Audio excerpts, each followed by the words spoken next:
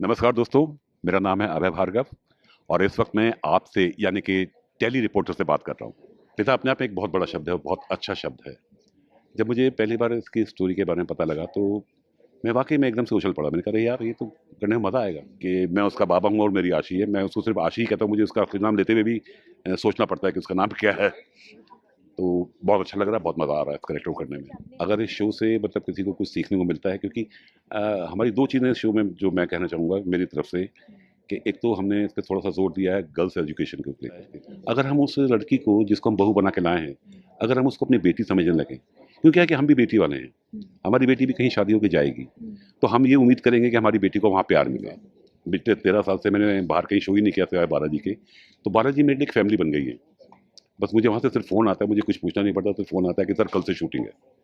कोई ऑडिशन नहीं होती, कुछ नहीं होता। कल से शूटिंग है, मैं ये भी नहीं पूछता क्या है। Hello everyone, I am Nikita Negi and you are watching Tele Reporter. तो आज मैं हूँ एक बहुत ही अच्छी शो के सेट में जिसका नाम है चाहेंगे तुम्हें इतना, और मेरे साथ जुड़े हैं इसी शो के पॉपुलर एक्टर। तो आइए उनसे करते हैं कुछ बातचीत।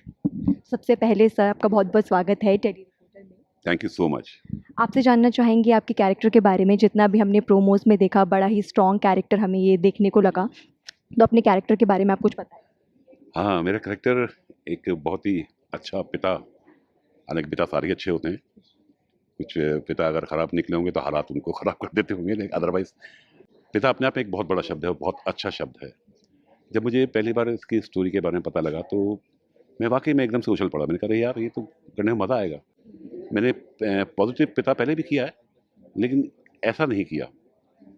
तो मुझे अभी करने में बहुत मज़ा आ रहा है और सबसे अच्छी बात जो इस शो में है मुझे लगी कि एक ससुर और बहू का जो एक इंटरेक्शन है, एक जो लगाव है, जो प्यार है, जो बॉन्डिंग है, जो रिश्ता है, वो बहुत बहुत अच्छा है। बहुत कम सुनने को मिलता है, अब देखने को तो बहुत कम ही मिलता है, सुनने को भी बहुत कम मिलता है।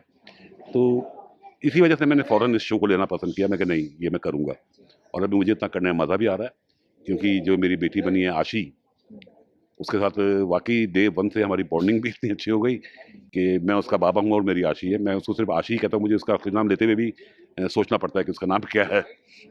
तो बहुत अच्छा लग रहा है, बहुत मज़ा आ रहा है इस कैरेक्टर को करने में। आपने हमने देखा है कि मतलब सास बहू का कैरेक्टर मतलब बहुत लोगों ने पसंद किए हैं, बॉन्डिंग अप्रिशिएट की गई है, लेकिन ये एक नया नया शो है जहाँ पे ससुर और बहू इन दोनों के बॉन्ड को दिखाया गया है, इस प्योर रिश्ते को दिखाया गया है। तो आपको लगता है कि दुनिया में भी एक एवोल्यूशन रेवोल्यूशन आएगा इसके चलते? क्या कुछ कहना चाहेंगे? आना चाहिए, अगर इस शो से मतलब किसी को कुछ सीखने को मिलता है क्योंकि हमारी 2 चीज़ें इस शो में जो मैं कहना चाहूँगा मेरी तरफ से कि एक तो हमने इस पे थोड़ा-सा ज़ोर दिया है गर्ल्स एजुकेशन को लेकर के कि लड़कियों को पढ़ाना बहुत अच्छी बात है, पढ़ाना चाहिए, वो क्यों पीछे रहें।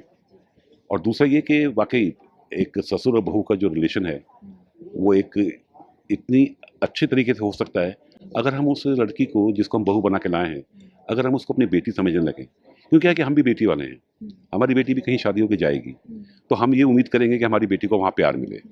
अगर हमारी बेटी के साथ भी वहाँ पे कोई गलत व्यवहार होगा, तो हमें दुःख होगा। तो ऐसे जिसकी बेटी को मैं बहू बना के लाया हूँ, अगर मैं उसके साथ गलत व्यवहार करूँगा, तो उसके पिता को भी तो दुःख होगा।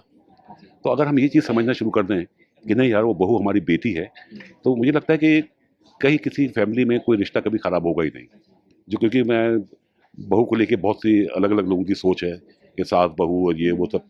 लेकिन अगर हम ये सोचना शुरू कर दें और अगर मैं कहता हूँ अगर हमारी पूरी दुनिया में 2-3% लोग भी इस बात को समझ लें, तो शायद हमारे को बहुत बड़ी कामयाबी मिल जाएगी। सर, हम सालों से आपको देखते हुए आ रहे हैं, हमने आपको कई सारे शोज़ में देखा है और आज तक हम आपको देख रहे हैं, इतना अप्रिशिएट फैंस आपको करते हैं, लोग पसंद करते हैं। तो किस तरीके से, क्योंकि इंडस्ट्री में रहना ना और रेलेवेंस रहना बहुत मुश्किल होता है, बहुत कम लोग कर पाते हैं। तो आपने कैसे ये चीज़ें मेंटेन करी है और कितना कुछ हार्ड वर्क और एफर्ट लगता है इन हार्ड सालों में? हार्ड वर्क तो होता ही है, क्योंकि मैं बहुत टाइम से कर रहा हूँ, बल्कि मैं ये कहूँगा कि जब मैं सिर्फ़ 5 साल का था तब से मैंने एक्टिंग शुरू कर दी थी। मैं दिल्ली दूरदर्शन जब खुला, तो दिल्ली दूरदर्शन 1959 में ओपन हुआ था और 1960 में मैंने दूरदर्शन में पहला नाटक किया था। उस समय मैं 5 साल का था। तब से मेरा ये सिलसिला चला आ रहा है। फिर दिल्ली में थिएटर किया, ऑल इंडिया रेडियो में नाटक किए। फिर मैं यहाँ बॉम्बे शिफ्ट हो गया। बॉम्बे शिफ्ट होके मुझे सीरियल्स मिले, फ़िल्म्स बनी। मेरी एक फ़िल्म थी चांदनी बार, जिसकी वजह से मुझे आगे और बहुत सी फ़िल्में मिली और मेहनत तो लगती है, सबसे बड़ी बात मैंने ये देखी कि आपका व्यवहार, आप लोगों से कैसा व्यवहार करते हैं। अब मुझे बालाजी के साथ, ये मेरा this is my 13th year with Balaji, और एंड 13th ईयर में मेरा ये 8th शो है बालाजी के साथ। पिछले 13 साल से मैंने बाहर कहीं शो ही नहीं किया सिवाय बालाजी के। तो बालाजी मेरे लिए एक फैमिली बन गई है। बस मुझे वहाँ से सिर्फ फ़ोन आता है, मुझे कुछ पूछना नहीं पड़ता, सिर्फ फ़ोन आता है कि सर कल से शूटिंग है। कोई ऑडिशन नहीं होती, कुछ नहीं होता, कल से शूटिंग है। मैं ये भी नहीं पूछता क्या है, मुझे मालूम है कि जो कुछ होगा अच्छा ही होगा। और अभी तक जितने मैंने बालाजी के शो किए हैं ऑलमोस्ट सब में मेजर रोल ही किए हैं, और इम्पैक्टफुल रहे हैं आपके जितने भी कैरेक्टर हैं। जी। और ये उम्मीद है कि ये और भी अच्छा बनेगा। सर आज आपने इतनी मेहनत करी है, ऑब्वियस सी बात है आपको अप्स एंड डाउन्स भी आपको देखने को मिले होंगे अपनी लाइफ स्टोरी में।